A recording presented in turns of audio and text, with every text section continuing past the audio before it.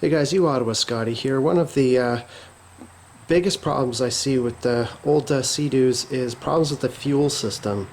There's just so many issues that I've come across. So if you got an old machine, you work on old machines like I do, or you're trying to fix one up, really focus on the fuel system.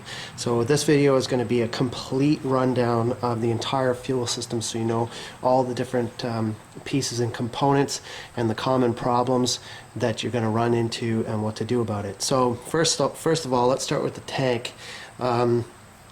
This is for a 92 XP, but you know, you're going to have a similar fuel system up until about 95, 96. After that, it starts getting a little bit more complicated. But anyways, in 92, Sea-Doo had two separate holes in the gas tank, one for the sending unit and one to actually for the fuel, for the tubes for the fuel to go in. In 93, actually, Sea-Doo incorporated the two parts together so that in one unit, and I don't actually have one of those out to show you, but if I can in the future, I'll make a video to show you what that looks like. Essentially, it looks exactly like this, except it's wider, and the tubes actually come down this unit. It's an all-in-one unit, which is actually kind of a good design. But anyhow, if I would start with the tank, I would get the tank out. Of course, your fuel inlet is here, and you're going to want to clean your tank out. I've cleaned this one out, but you're going to find all kinds of debris in there. So I just pressure washed this one out and cleaned it out. So your sending unit goes closest to the oil reservoir, and this is actually basically just a float with a magnet on it that closes a bunch of I've got two of them here because I just made a video of the problems with these things. But anyways, this is a float with a magnet, and then there's a bunch of reed switches here. If you look up, you can see all the reed switches and resistors, and that magnet basically just closes a series of reed switches as it goes up and down the sending unit, which increases or decreases the resistance, and then that signal gets sent to your fuel gauge. This thing sits in here. Up front here you have your actual this is where your fuel comes from. There are 4 tubes that come into the fuel tank. Basically just a hose clamp that clamps it on. This is your main fuel line right here. This is your reserve. So you see it simply just goes deeper into the tank. It's real simple the way it works. And that fits into a baffle. Okay, now here's another common problem that I see. So this baffle was inside the tank and had completely fallen in this tank. They often break off just from hard riding and so on and so forth. Here's the top for this one, should be attached here, and so it can sit in the tank.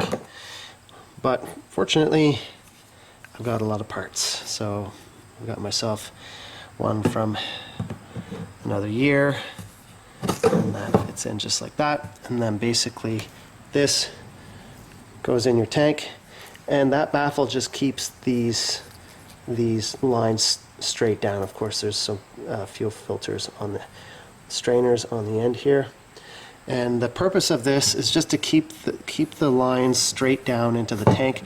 We're on a craft that, you know, commonly is oriented in a lot of crazy orientations, sometimes even upside down. So it's pretty important that, you know, when the fuel is sloshing around in this tank, especially if the tank is low on fuel, that this baffle keeps the tubes oriented in a downward position. So if your baffle is broken off and in the tank, you can imagine that might cause you some problems with fuel delivery.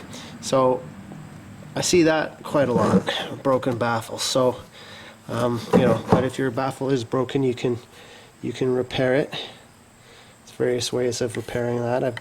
Let's move on to here. Now, let's look at the different tubes coming in here. So this right here, this tube, let's look at that. So that branches off into two separate tubes here with check valves. These little check valve filter things, and there's these little grommet inserts here. Now that fits in two places. Now this should be a little rubber grommet here, it's broken off, but that one of those little breathers will come through here.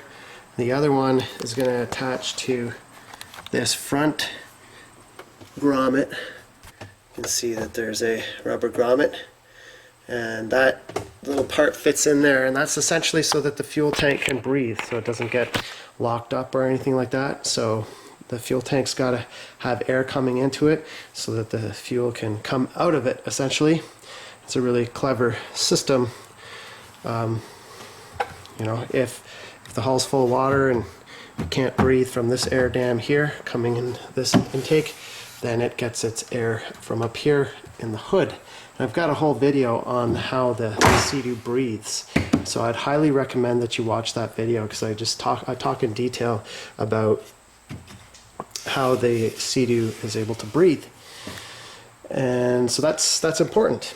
So that's what that does. And then of course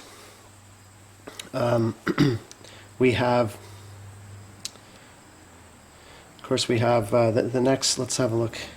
So these two lines here, your main fuel and reserve line, come up through these two lines here, and they go to your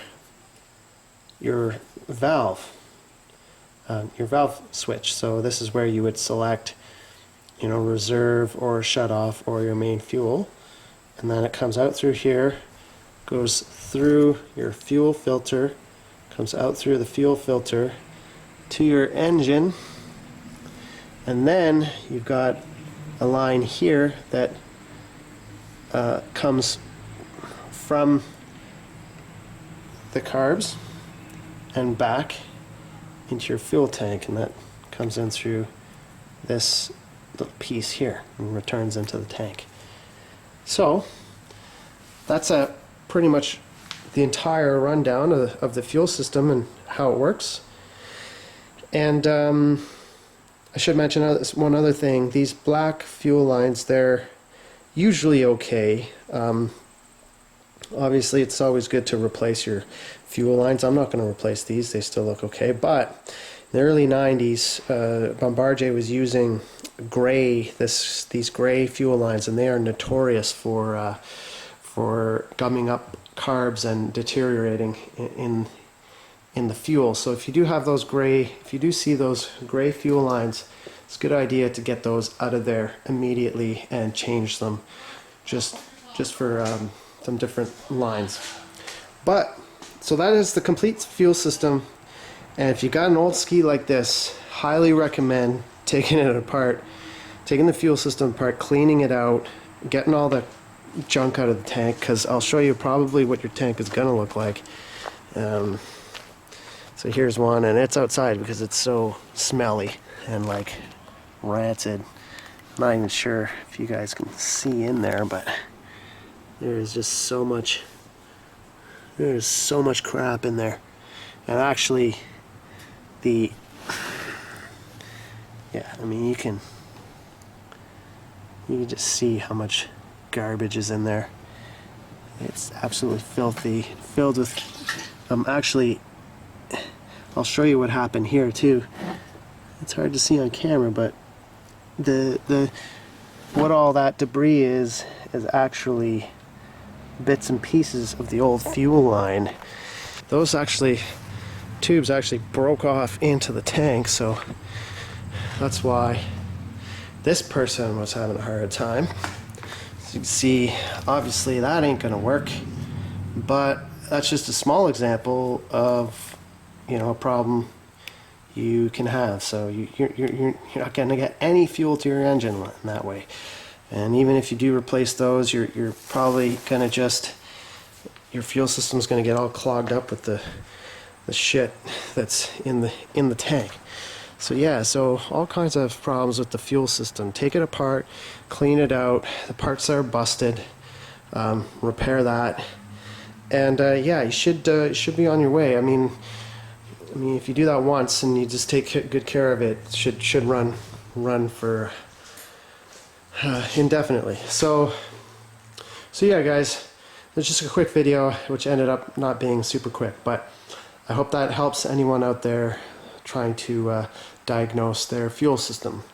Auto Scotty signing out. Please subscribe and like my channel if you like this video content, and I'll keep the cameras rolling. See you soon.